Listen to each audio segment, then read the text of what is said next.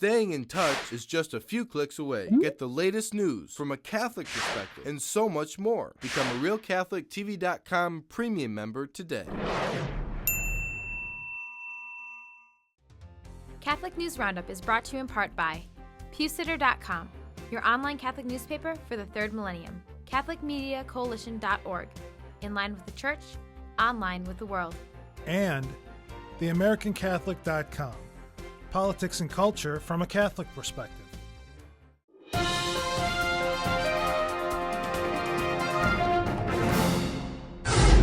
Hello and welcome to today's edition of Catholic News Roundup. I'm Matthew McAuliffe. Catholic vote kills conscience rights. Numbers are in, and it looks like Catholics are the ones responsible for the defeat of the Respect for Human Rights Act, the law that would have freed religious organizations and employers across the U.S. from the Obamacare contraception mandate. The proposed law, also known as the Blunt Amendment, was effectively killed on Capitol Hill last week by a vote of 51 to 48, thanks to Democrat Catholic senators. After the votes were broken down according to religious affiliation, it has been revealed that 13 senators of the Liberal Party dissented from church teaching to vote in favor of forcing contraception on all Americans, snubbing constitutional conscience rights for all. It is important to note that these Catholic lawmakers acted dutifully in accordance with church teaching on contraception when placing their vote. The contraception mandate would be dismantled from Obama's Affordable Care Act. You can see a list of senators who voted in favor of killing the Blunt Amendment on our resource page. Just click on the link right outside the screen. Maine marriage threatened. A Maine referendum may legalize homosexual marriage in the state.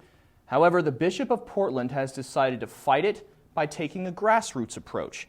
His Excellency Richard Malone says he will not launch a public political campaign on the issue because he and other Catholic leaders, quote, haven't done a good job educating the faithful on church teaching regarding homosexuality, leaving many faithful ignorant on the issue.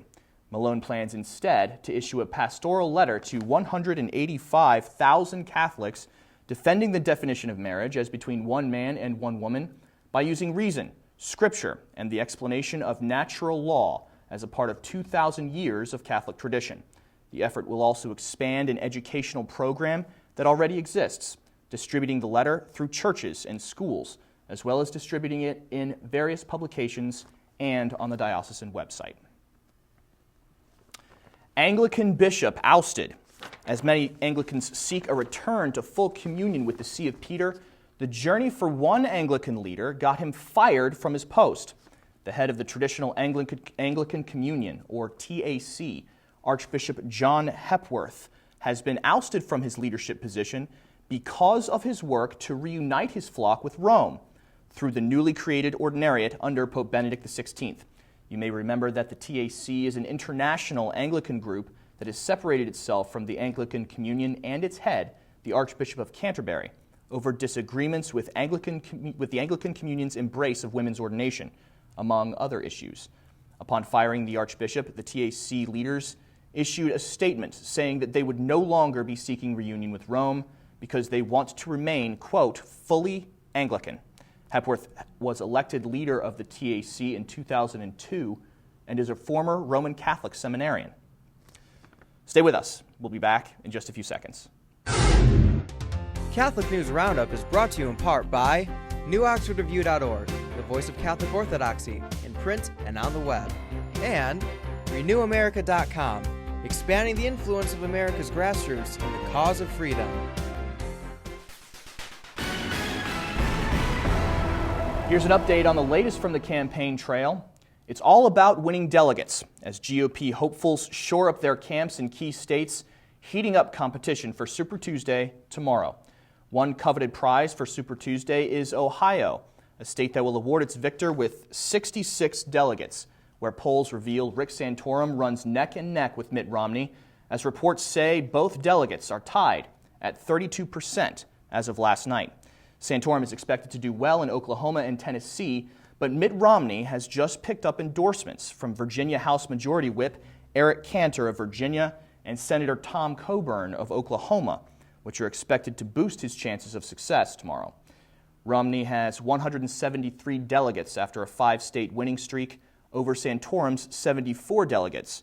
But with 10 states holding primaries, a total of 437 delegates is up for grabs tomorrow. Obama defines sin. As the United States gears up for the 2012 presidential election, concerns about the present occupant of the Oval Office and his religious beliefs are once again making headlines. An interview that Obama gave in 2004 concerning his religious faith has recently surfaced again, revealing a host of beliefs that sidestep Christianity in favor of a rather self-absorbed creed.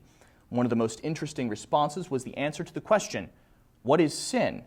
To which the theologian-in-chief responded, quote, "Being out of alignment with my values," end quote. The interview was originally conducted by Kathleen Falsini, a reporter from the Chicago Sun-Times, and is contained in her book, The God Factor, Inside the Spiritual Lives of Public People. Falsini released the transcript of the interview this past February on the progressive social justice website known as Sojourners. I'm Matthew McAuliffe. Thanks for tuning in today. Be sure and tune in tomorrow for your daily dose of Catholic News Roundup right here on RealCatholicTV.com. Also be sure to check out The Vortex, where Michael talks about Obama overthrowing the church. Thanks for tuning in. Be sure to tell all your friends about us. And as always, God bless you.